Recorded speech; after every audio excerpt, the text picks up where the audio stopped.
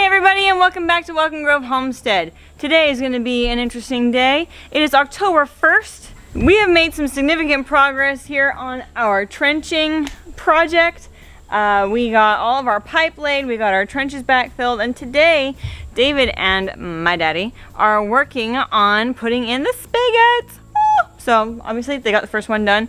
I'm going to go track them down, figure out where they're doing the next one, because there's like 5 of them, so there's 4 different locations to now look in. But we're getting the spigots put in. It's super exciting because that's gonna mean like water access all over the place rather than just right by my front door. And that's gonna mean a lot less hoses just running around the property all the time. So that's crazy exciting. It's been a long process getting this underway. So yeah, I'm just tickled. Today I'm also working on a separate thing. Yesterday I ran a new electric fence for our boy goats to move into a new pen. So we're gonna get them moved at some point today because we have to also fix another fence because cattle they can have their moments of testing your patience. So we've got to fix some fencing with the cows, cattle, whatever, boy cows and girl cows, mixed cattle. So David is over here working on a spigot. Hi everybody, I'm working on a spigot. How's it going? Well, it's ironic that we'd be working on a frost freeze spigot when it is nowhere near freezing. It's really hot today, or feels warmer than it has been in the past. It's miserable in the sun, but it's really nice in the shade. It's really nice in the shade. Unfortunately, there's a lack of shade at this very particular spot, but no complaints. We're getting a project done. It's huge. Our goal is to get this done by the end of the year, and we're ahead of schedule, so I'm really excited about that. We're in the process of putting some PEX ends and fittings on some spigots. We've got all the pipe in the ground. It's been a huge project, and we're really excited to be finally getting these done. We've got one in. We did it right the first time, which truly that's not our standard. That's not how we do things. We usually do one, learn, do it again, realize we didn't do what we should have done. The third time's the charm. But today, everything seems to be going very smoothly, and now we're You're on just the gonna second mess one. up on the last one. I really appreciate that juju being out there. I gotta tighten this down. A little pipe wrench action. Gotta find my pipe wrench. It's funny, we piled everything into the side by side. I have no idea where I put it. So while the guys are working on that, I wanted to take a moment to introduce you guys to one of the newest members here on the farm. This is Reagan. Hi, puppy. So you may have seen her in a couple of our other videos. We just hadn't had a chance to really introduce her to you guys yet. But this is Reagan. She is our new farm puppy.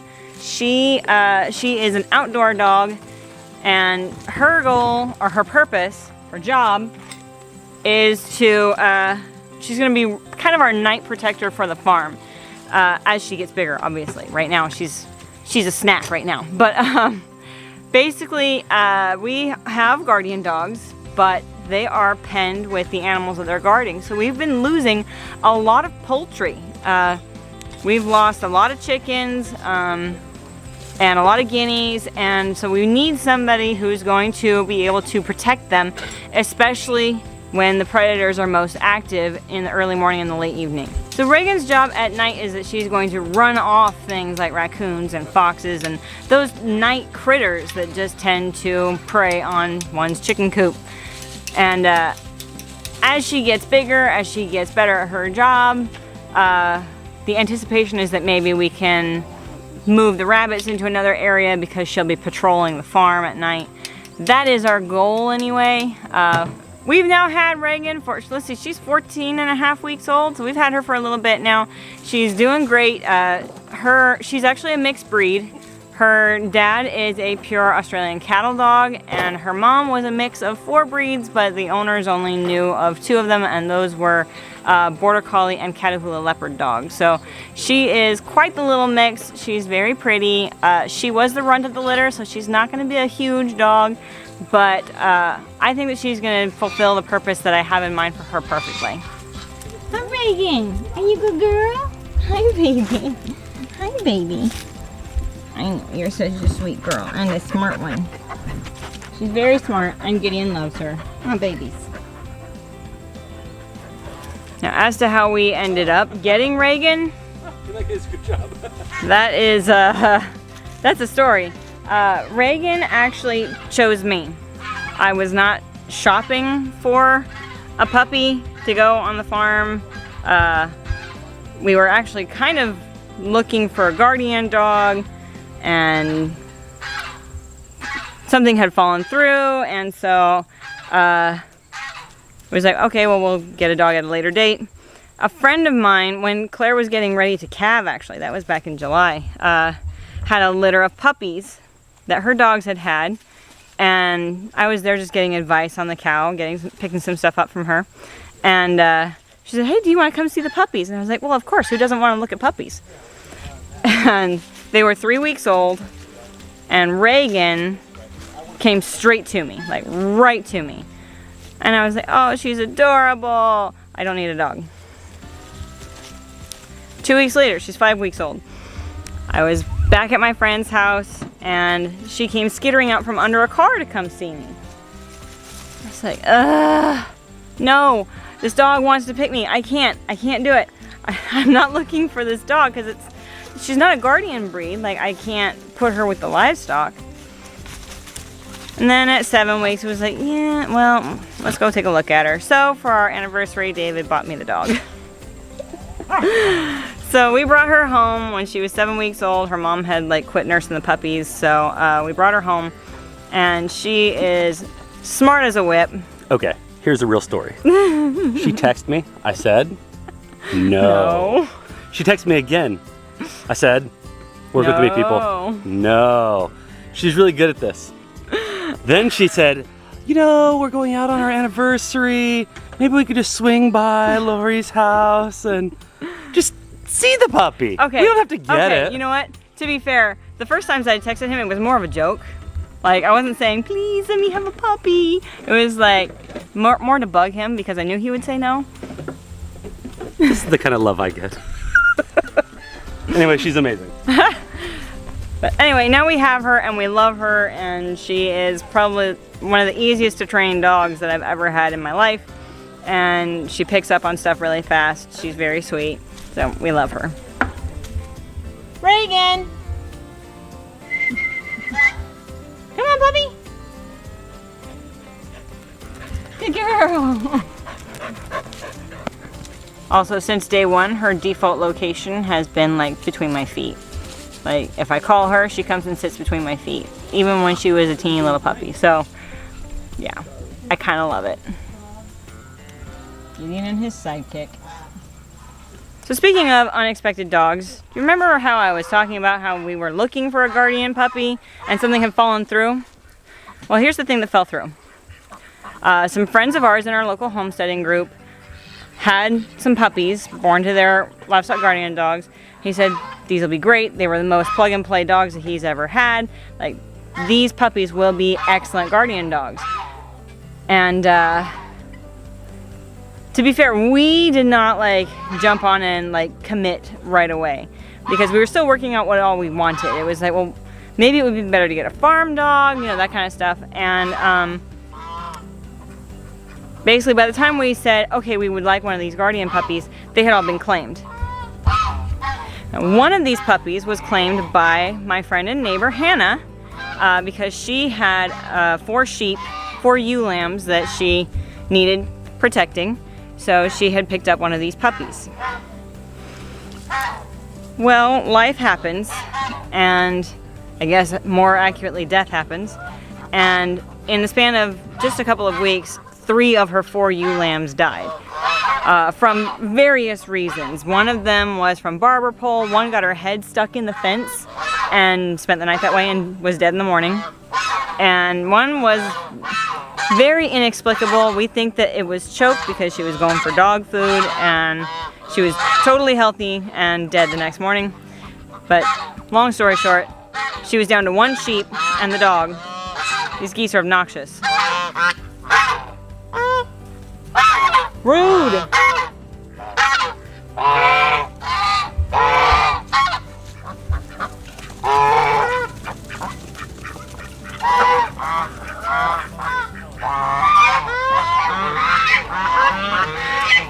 Anyway. So anyway, that's Max. Hannah had messaged me in the morning and said, hey, guess what? The last you and the dog are yours because I'm done. So we ended up getting one of those puppies anyway, just a few weeks after getting Reagan. So now we have 2 puppies again. But they're completely separate, and so it has not been as big of an issue with training between either one of them. But they've been housed completely separately, so it's been much easier to work with them and train them than it was when I had like Bindi and Hercules together. This is Max. Hi, Max. Hi, buddy. Max is training to electric fencing because he is a known fence climber. So when he was at my friend Hannah's place, he became a fence climber. He figured out how to climb over woven wire fences. So obviously that wasn't gonna fly here. So he unfortunately was on a tether for a short period while I was setting up the electric, and I just knew I didn't want to leave him on a tether because very quickly, actually, like the first day he was here, he wrapped himself around a tree, basically locked himself in the sun and away from water. He was not like that very long. But I was like, yeah, no, I'm not doing this. So we set up the electric. He had a terrible very first experience with it, so he now has a super healthy respect for it. Actually, this fence is currently not live because I had to steal the Energizer for the new goat fence. He's gonna be going in there with the goats, and he should be respecting that electric line really well. So he is a very sweet boy. He is also a crossbreed, but he is all LGD breeds. He is Anatolian, Pyrenees, and Akbash. So he's a very sweet boy. He's growing crazy fast.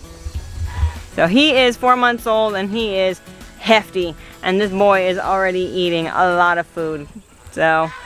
But I have great hopes for him as he grows and matures, that he's going to be our boy goat guardian dog, and then that should satisfy all of our guardian dog needs at this point. We'll have a dog in each of the small ruminant pens. We've got sheep, we've got girl goats, we've got boy goats. So I'm really looking forward to seeing how he does. He has also been kept with turkeys.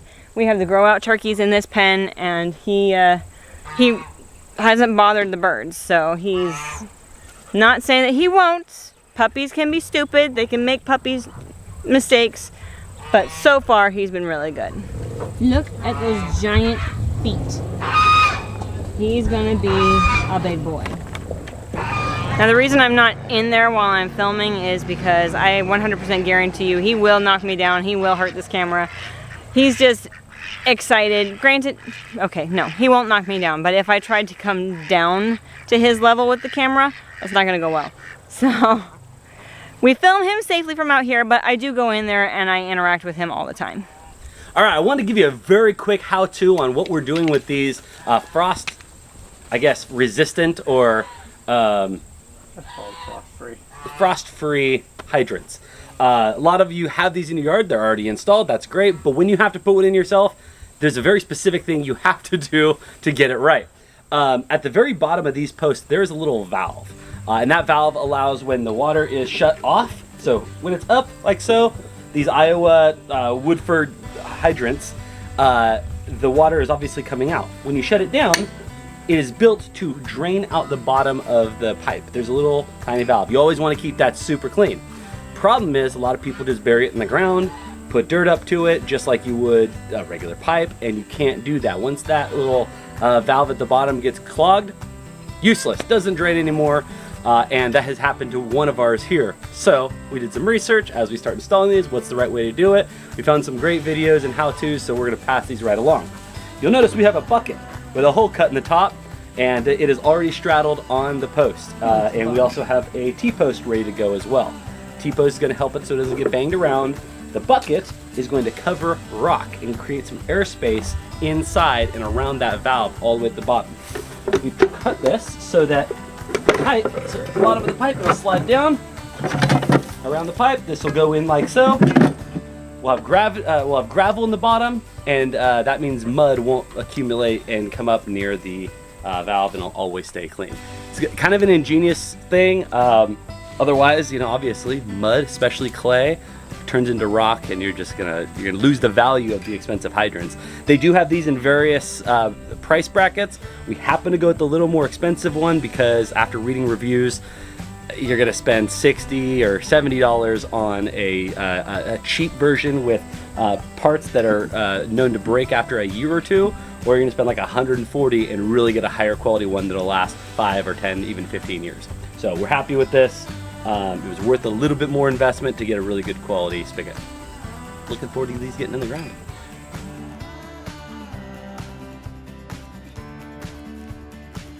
Well, there it is. We're going to go ahead and go out to the field and do another one. And then we're going to come back and actually get the water hooked up to make sure they don't leak.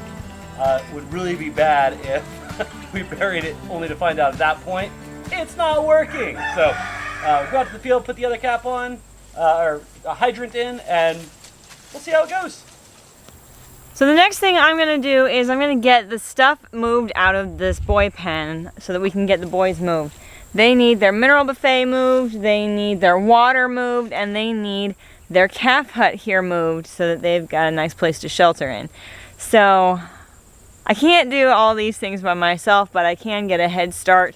I can move their water, I can move their buffet. The hut I'm going to need help with, but I can also move the goats. We can get them moved out of here, get them into their new pen, get them grazing down on that new stuff before it dies off because it's fall already. Look out, guys. You will not appreciate this.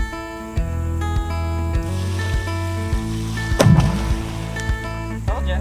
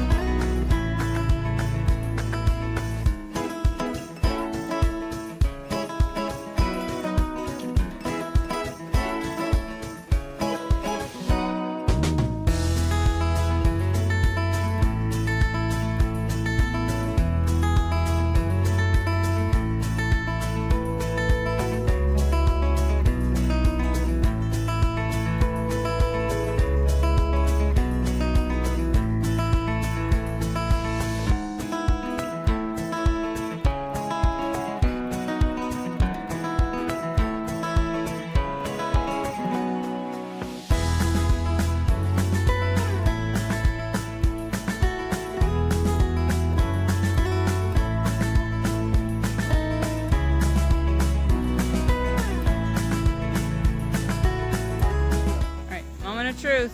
Okay, when we see the end of that hose, we'll know for sure. Bring it over here, Nathan. Alright, point it right at your sister.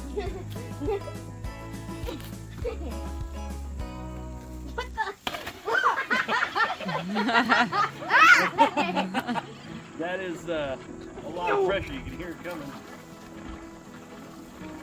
It's pushing all the air that's in the lines out. It's disgusting. It's disgusting.